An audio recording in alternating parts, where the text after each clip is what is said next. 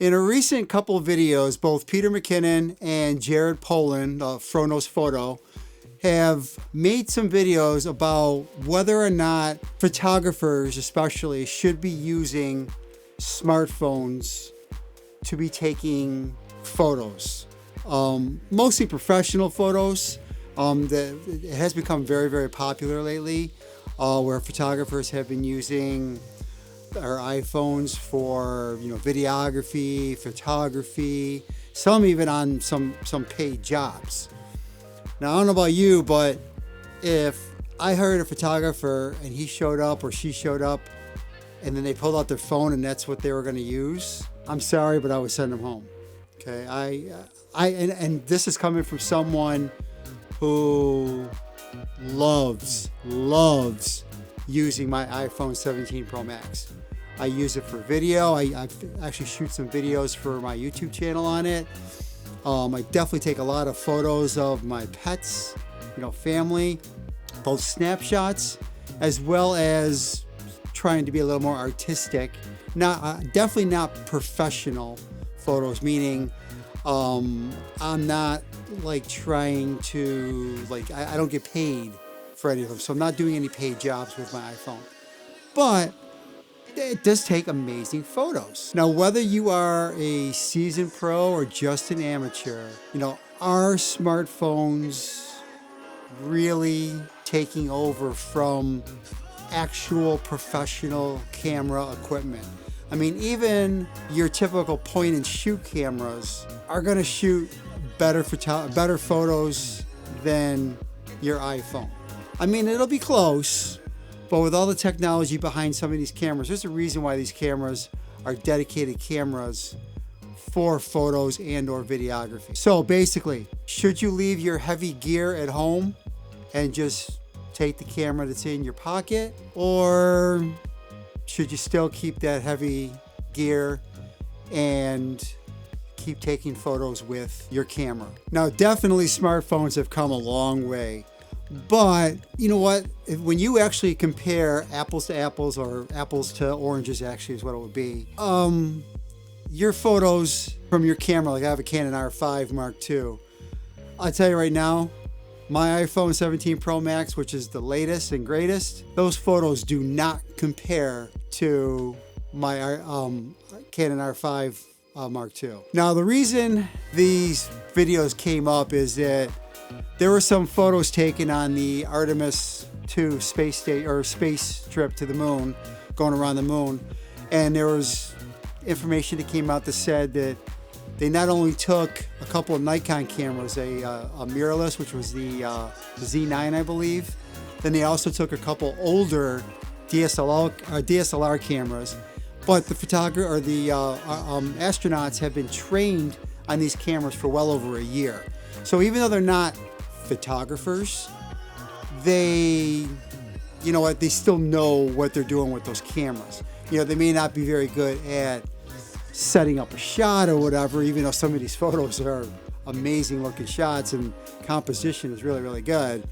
They're still not professional photographers. But the information also came out that the astronauts also brought their iPhone 17 Pros and Pro Maxes with them as well. Now, I believe a lot of that was just to take snapshots and quick photos.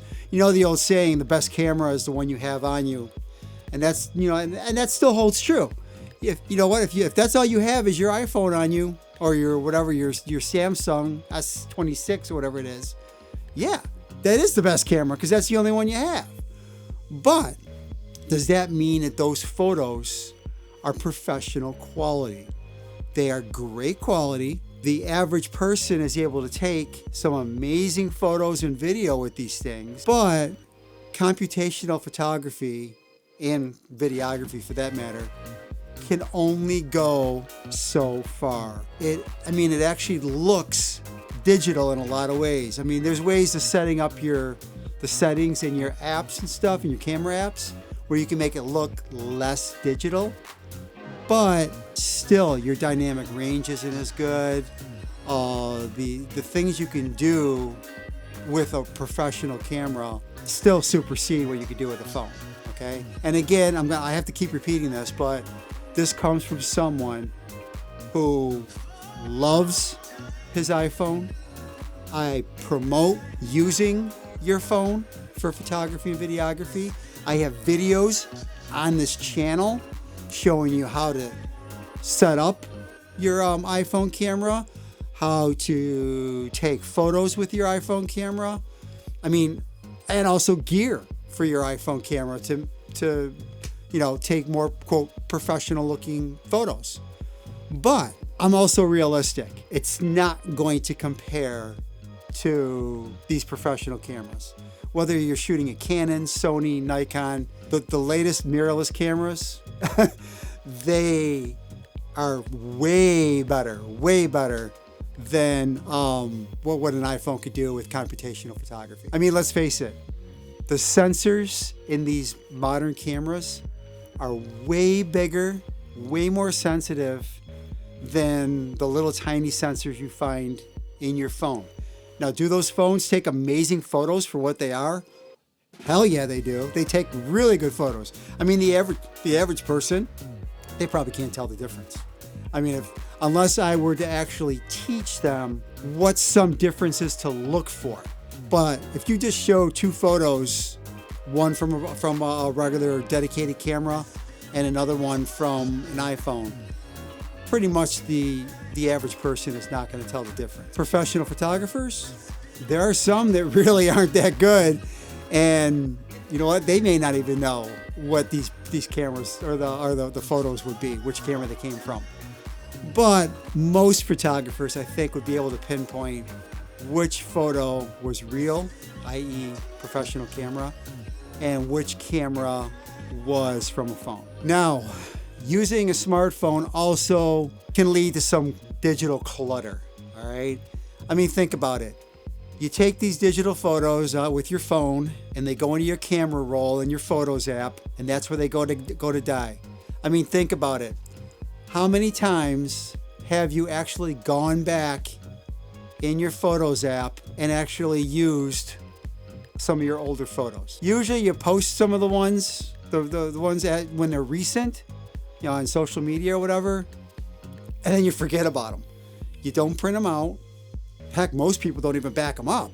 I mean, you should be backing them up at least to another hard drive, a physical hard drive, as well as in the cloud for whatever service you use, whether it's the iCloud for Apple or Google Photos or whatever.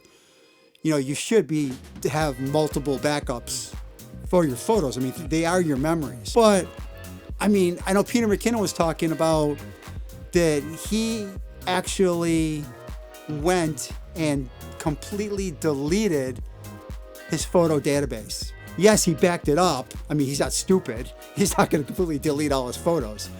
But he erased it completely from his phone. And now the only photos on his phone are the ones that he just took. Then he posts them, whether it's Instagram or his personal Facebook account or whatever. And then he deletes them and he gets them off his phone and he doesn't use them anymore. They're there.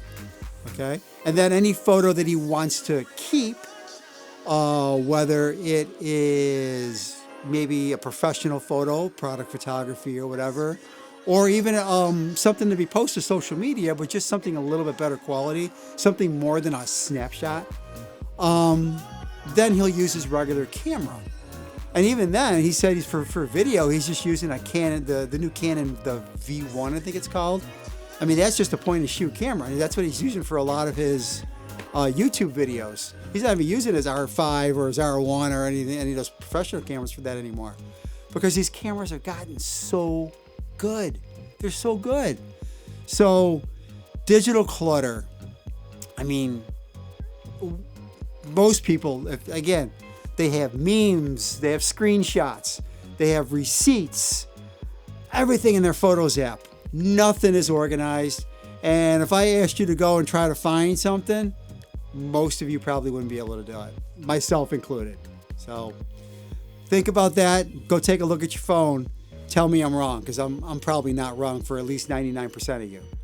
All right, now here's the million-dollar question. Should we accept mediocrity, whatever you want to call it, okay? We take photos with our phones, But then at the same time, we may be in the middle of trying to do even a real good photo with our phones and set everything up and all that. But then we get distracted with notifications, emails, phone calls, texts, social media comments, and all sorts of stuff like that. Then we start scrolling, or then we start emailing because we have to follow up on our emails or our texts. We have to check our voicemails, whatever. We get distracted, okay? And then when we try to go back to the photos, if we even do go back to them, we're in a hurry because we used up a lot of time and we're not doing good quality. So they're mediocre photos. Snapshots, same thing. We might be using the flash, the onboard flash on our phones, which technically is a trend that is coming back, that flash look, but still, they're not professional photos. They're great photos. Again, I don't want to say that photos coming out of a phone aren't great. They're amazing photos, but they're not professional photos. Now, also using a professional camera, whether it's a Leica, a Canon, Sony, yeah, is it a pain to carry around sometimes because it's so big and bulky? Yeah, but I don't know about you, but I love taking my camera and using it and setting up and, I'm using it, I'm in editorial photography now. I love setting up for it. I think it's fantastic. So, using a professional camera, there's a lot of joy to it. And also there's a lot of skill. There's a thing, I'm always learning new things to do. Yes, there are still things you can learn with an iPhone too. But again, computational photography is only going to, as of right now, in 2026, it's only going to take you so far. Will it get better? Probably. Will it catch up to professional gear? That all depends on how much these camera companies, how much effort they're going to put into their cameras to make them better. Because if you think about it, if people are buying less cameras, many of these professional camera companies, they may decide, well, you know what? We're not going to waste our money trying to make better cameras. So we have to find out where did we plateau yet with technology? Can we still get better? Can iPhones get better? Or, Samsung, whatever. Can those cameras get better? The new iPhone 17 Pro Max, the lenses are definitely better. Now they're using 48 megapixel, which isn't really a true 48 megapixel photo compared to a real camera. But compared to the 12 or 24 or whatever it was last time, they're definitely better. Okay, so it's still an improvement, but have we plateaued yet? And again, that's the question number one you have to ask yourself, but also phone manufacturers and camera manufacturers, they have to ask that question too. Can they get better? That's the next $1 million question. Should we use our iPhones or our phones for taking photos? That's the first $1 million question. And then, can digital cameras, whether they are professional or smartphones, can they get better? Okay, that's the question to ask. So, let me ask you this question. Are you going to delete your photo database? Back it up. Don't just delete it, please. Don't do that. Don't just delete it and that's it. But back it up somewhere. Make sure you have it, whatever. But are you going to try to delete your photos and do what Peter's doing? Jared Poland, he's not doing it at all. He was just questioning whether or not these astronauts should be using their phones when they have all this great equipment pretty much sitting right next to them. And a lot of these cameras are already set up for them. All they got to do is go over there and start taking photos. They don't have to take out of their bag and put all their lenses on. They're all set, ready to go. So should they be using their phones? Maybe for snapshots of each other or whatever, but anything that's going to be published, they probably should not be using their phones, okay? So you decide. What do you think? Post your comments and questions and whatever down in the comment section. I'd really appreciate that. Remember though, be nice, be kind. Everybody's got a different opinion. I know a lot of you are going to disagree with me on this whole subject, and a lot of you are going to agree with me on this topic. So just, allow everybody to have their opinion, because that's what makes the world go round. So anyway, If you enjoyed this video, please click the like button and subscribe to my channel. Again, you guys have been doing a fantastic job at giving me subscribers and views and all that kind of stuff. So I really, really appreciate that.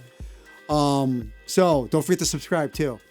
Anyway, have a very, very blessed day. And until next time, take care, everyone.